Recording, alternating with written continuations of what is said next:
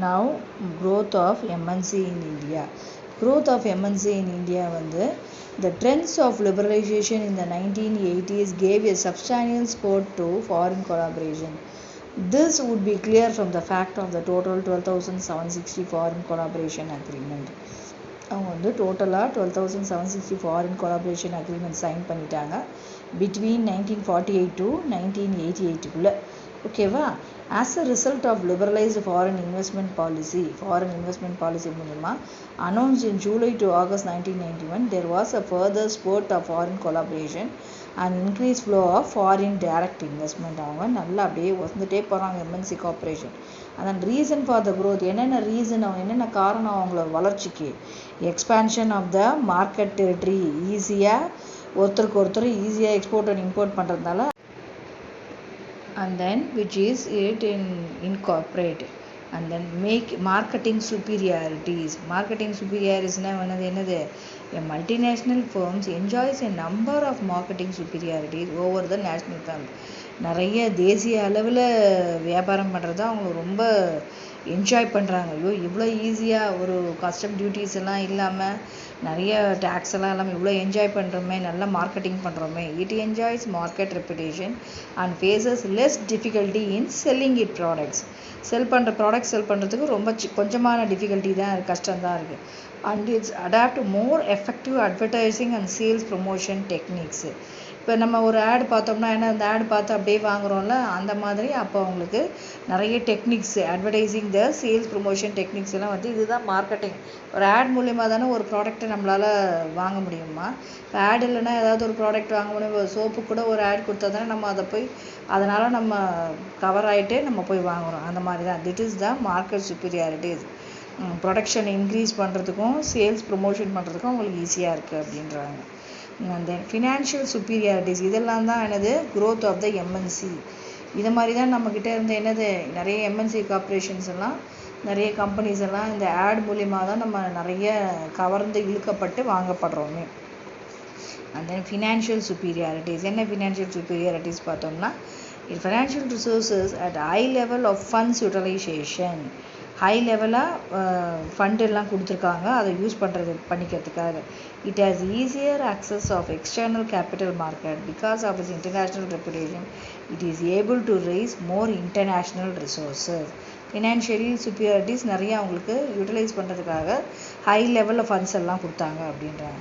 Top 10 MNC corporation எதுன்னு பார்த்தோன்னா, Sony corporation, Nestle, and then Hewlett Packard, Procter and Gamble India Limited, biscuit சோப்புலெல்லாம் போட்டிருக்கோம் பாருங்கள். அப்புறம் டாட்டா குரூப்பு, அப்புறம் பெப்சி கம்பெனி, இந்த கொக்கோகோலா கம்பெனி எல்லாம் தான் இப்போ எடுத்துட்டாங்க Pepsi company. But Procter and Gamble, Nestle, Citi குரூப்லாம் 10 லார்ஜஸ்ட் எம்என்சியில் வருது. Technological superiorities. The main reason why MNC have been encouraged by the underdeveloped countries in participating by their industrial development is on the account of the technological superiorities which these firms possesses compared to national companies. இங்கே பார்த்தீங்கன்னா India multinational companies பற்றி கொடுத்துருக்காங்க.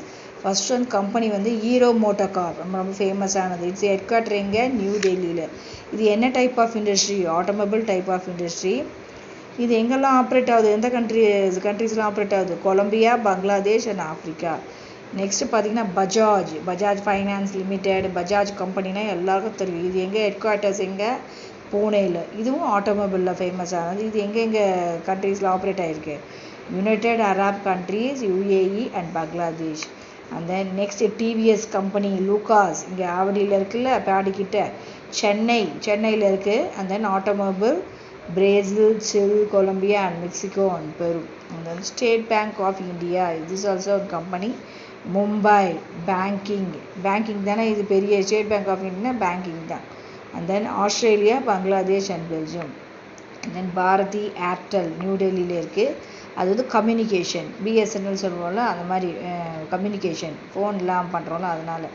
South Asia, ஆஃப்ரிக்காவில் இருக்குது. இதான் India multinational கம்பெனிஸ்னால் ஃபேமஸான என்ன சொல்லலாம்? Bajaj, TVS, state bank of India, Airtel. இதெல்லாம் எம்என்சி கம்பெனிஸ், ரொம்ப ஃபேமஸான எம்என்சி கம்பெனிஸ்ன்னு சொல்கிறாங்க. அண்ட் தென் ப்ராடக்ட் இன்னோவேஷன், என்னென்ன அவங்க க்ரியேட்டிவாக ப்ரொடக்ஷனில் கொடுத்தாங்கன்னு பார்க்கலாம். எம்என்சி வந்து ரிசர்ச் அண்ட் டெவலப்மெண்ட் என்கேஜ் இந்த task of developing new product, நிறைய நியூ ப்ராடக்ட் கண்டுபிடிச்சி அந்த சுப்பீரியர் டிசைனு அந்த ப்ராடக்டை எக்ஸிஸ்ட் பண்ணும்போதே அவங்க நல்லா பண்ணி கொண்டு வருவாங்க. Advantage of MNC and disadvantage of MNC. என்னென்ன அட்வான்டேஜ் இருக்குது பார்க்கலாமா? Producing the same quality of goods at lower cost, கம்மியான விலைக்கு விற்கிறாங்க, வித்தவுட் த டிரான்சாக்ஷன் காஸ்ட் இல்லாமல் விற்கிறாங்கன்றாங்க. And then MNC reduce prices and increase the purchasing power of consumers world. விலையை குறைச்சிட்டு கன்சியூமர்கிட்டேருந்து பர்ச்சேசிங் பவரை வாங்கிறதுக்கூடிய ஊக்கத்தை கொடுத்து வேர்ல்டு வைடு வாங்கிறதுக்கூடிய ஊக்கத்துக்குரிய இந்த பொருள் விலை கம்மியாக இருக்குது. நம்ம விலை குறைவாக இருந்தால் என்னது, 1 கிலோ தக்காளி வாங்குகிற இடத்துல நம்ம 3 கிலோ தக்காளி வாங்குவோம் விலை குறைவாக இருந்தால். விலை ஜாஸ்தியாக இருந்தாலும் நம்ம அதை வாங்குவோமா? 1 கிலோ வாங்குறது 1/2 கிலோ தான் வாங்குவோமா? அந்த மாதிரி தான். MNC is able to take advantage of tax variation and then spurring job growth is the local economics அப்படின்றாங்க. ஓகேவா? டிஸ்அட்வான்டேஜஸ் என்னன்னு படிக்கணுமா? They develop the monopoly way of the corporation. அவங்க என்ன பண்ணுறாங்க, சர்டைன் ப்ராடக்ட்டுக்கு there are a way for the corporation to develop a monopoly trade. தான் ஒருத்த மட்டும்தான். இப்போ ஒரு ப்ராடக்ட்டுக்கு, இப்போ பிஸ்கட்டுக்குன்னா பிரிட்டானியா கம்பெனி தான், நாங்கள் மட்டும்தான் சேல் பண்ணுவோம் அந்த மாதிரி சொல்லுவாங்களே. இப்போ ப்ராக்டர் அண்ட் கேம்பிள்னா சோப்பு பவுட்ரு மட்டும் அதுக்கு பேர் போனவங்க. அந்த மாதிரி மோனோபொலியாக ஒருத்தரையே அந்த பொருள் பொசந்தவங்களாக இருக்கிறோம் அப்படின்றாங்க. They are also a detrimental effect on the environment. இது வந்து என்ன ஆகுதுன்னா அவங்களால நிறைய தீங்கு விளைவிக்கக்கூடிய இதுவும் செய்ய முடியுது. இதனால் ஒரு டிஸ்அட்வான்டேஜ் இருக்குன்றாங்க. இந்த எஃபெக்டும் அவங்க சொல்கிறாங்க, என்வைரன்மெண்ட் எஃபெக்ட் பண்ணுறாங்கன்னு. அப்புறம் இன்ட்ரடக்ஷன் ஆஃப் எம்என்சினால ஸ்மாலர் அண்ட் லோக்கல் பிஸ்னஸ் எல்லாம் ரொம்ப இது டவுனுக்கு போயிடுறாங்க, டவுன்ஃபால் ஆகிடுறாங்க, சப்ரஸ் ஆகிடுறாங்கன்னு சொல்கிறாங்க. அந்த சின்ன சின்ன கம்பெனிஸ் எல்லாம் ரீட்டைலர் ஷாப்லாம் கஷ்டப்படுவாங்களே இந்த எம்என்சி கம்பெனிஸ் மூலமா. and then MNC breach ethical standard, accusing them of evading ethical laws and leveraging their business agenda with capital. Okay students, these are the disadvantages and these are the advantages. And then இங்கே ரெண்டு கொடுத்துருக்காங்க. FERA Foreign Exchange Regulation Act of MNC in India Act வந்து 1974. FEMA Foreign Exchange Management Act. இது வந்து rather than the regulation. இப்போ fair trade ப்ராக்டிசஸ்னால் என்னன்னு பார்க்கலாம். World wide trade organization. இந்த fair trade is a way of doing business that ultimately aims to keep small farmers an active part of the world marketplace and aims at the empower consumer to make purchase that support their values. ஃபார்மர்ஸை support பண்ணிவிட்டு அவங்கள active பார்ட்டாக ஆக்கிட்டு அவங்க மூலிமா அந்த production எல்லாம் sale பண்ணிவிட்டு அவங்களுக்கு குறைவான விலையை கொடுக்கறது தான் இந்த ஃபேர் ட்ரேட் ப்ராக்டிசஸ். இதோட வேல்யூ என்னன்னு நம்ம பார்க்க போகிறோம். raising and stabilizing the income of small scale farmer, farm worker and artisan. நம்ம இப்போ சிறு தொழில் வியாபாரிகளாக இருப்பாங்கள்ல, அவங்களோட income of small scale farmer, இந்த ஃபார்மர்ஸ் எல்லாம் விவசாயி இருப்பாங்க, அந்த ஃபார்ம் ஒர்க்கர்ஸு, அப்புறம் ஆர்டிஷியன்ஸ்னால் யார் இந்த கைத்தொழில் வியாபாரம் பானை அந்த மாதிரிலாம் செய்வாங்க, அவங்களுக்கெல்லாம் வந்து இது ரொம்ப ஹெல்ப்ஃபுல்லாக இருக்குது அப்படின்றாங்க. more equitably distributing the economic gains, opportunities and risk associated with the production and sale of these goods. அவங்க வந்து ப்ரொடியூஸ் பண்ணிவிட்டு எம்என்சி கம்பெனிக்கிட்ட கொடுத்துட்டாங்கன்னா அவங்க அதை நிறைய விலையில விற்பாங்கன்னு நினைக்கிறேன். ஓகேவா student? Increasing the organisation and commercial capacities of producer producer groups. இப்போ ஒரு எக்ஸாம்பிளுக்கு சுகர் கேனு பண்ணுறாங்க. சுகர் கேன் பண்ணி அவங்க எல்லாமே ஃபார்மர்ஸ் எல்லாமே அது அறுவடை பண்ணி எல்லாம் பண்ணிவிட்டு அதை வந்து அவங்களுக்கு எம்என்சி கம்பெனி விற்கிறப்ப அதை வந்து ஒரு கரெக்டான ரேட்டுக்கு விற்றாங்கன்னா அதை வந்து அவங்க டபுள் மடங்காக விற்கிறாங்க. ஓகேவா? Promoting labour rights and the right to workers to organise சொல்கிறாங்க. And then promoting safe and sustainable farming methods and working condition. Fair trade is about better prices, decent working condition and fair terms for trade of the இது வந்து விலை நிர்ணயிக்கப்பட்டதாக இருக்குது அவங்களுக்கு ஃபார்மர்ஸ்க்கு. இந்த sugar cane நீ பண்ணுறியா, sugar கேனுக்கு ஏற்ற விலை கரெக்டான ப்ரைஸ், ஃபேர் ட்ரேட் ப்ரைஸ் அதுதான், அது வந்து கரெக்டாக கொடுத்துட்றாங்க. பிரின்சிபல் என்னென்ன பிரின்சிபல் பார்க்கலாமா? இது வந்து creating opportunities for economically disadvantage producer. ஃபார்மர்ஸ்க்கு டிஸ்அட்வான்டேஜ் தான் இருக்குது. ப்ரொடியூசர்னால் யாருன்னா இங்கே ஃபார்மர்ஸ். ஓகேவா? transparency and accountability and then fair trading practices, payment of fair price தான் அவங்க கொடுக்குறாங்களே.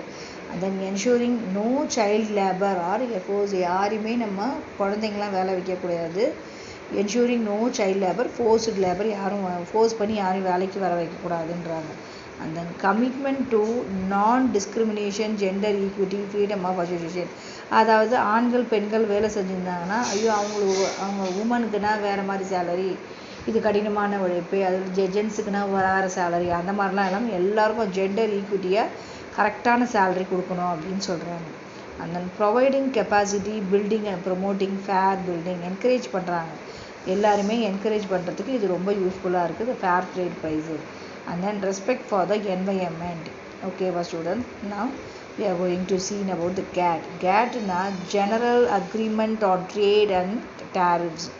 GATT was signed by 23 countries in 1947. வந்து GATT வந்து சைன் பண்ணப்பட்டது. இந்தியா வந்து one of the founder member of the GATT. The Director General of GATT யார்னா Arthur Dunkel. This came up with a draft final act known as Dunki Draft, approved signed. அப்போ sign பண்ணாங்க பாருங்க. 1914 என்னன்னு தெரியல, எப்போ 1994 sign பண்ணாங்க பாருங்க Dungan டிராஃப்டில். அதுதான் இப்போ வந்து சைன் ஆகுது, approved and sign. GATT primary purpose was to increase international trade increase பண்ணுறது தான் அவங்க மெயின் பர்பஸே. and then by reducing various tariffs, quotas and subsidies while maintaining meaningful regulation. Export and இம்போர்ட்டை அதிகம் பண்ணி அவங்க லாபம் அடையிறது தான் அவங்க மெயின் ரீசனே. Rounds of GATT, first Geneva Switzerland 1947, second வந்து ஃப்ரான்ஸில் 1949, தேர்டு டார்கோவில் 50 to 51, ஃபோர்த் அண்ட் ஃபிஃப்த் வந்து 60, 61 சுவிட்சர்லாண்டு, செவன்த் வந்து டோக்கியோ 73, 79, எயித்து வந்து ஃபைனல் ரவுண்ட் ஊர்கேயில் 1986 to 94, was known as Uruguay round. இப்போ வேர்ல்டு ட்ரேட் ஆர்கனைசேஷன்னா என்ன?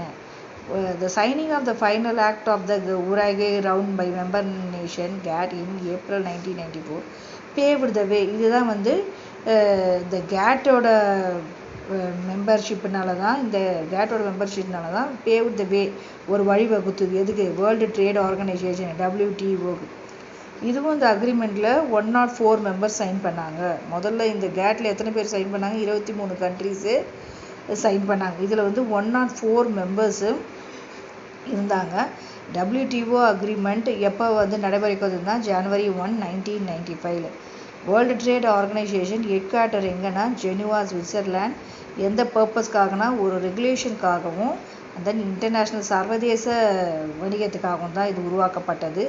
வேர்ல்டு ட்ரேட் ஆர்கனைசேஷன் மெம்பர்ஸ் வந்து director general, 4 deputy director general and other 600 official staff from around 80 members countries. ஓகேவா student, இதுதான் world trade organisation.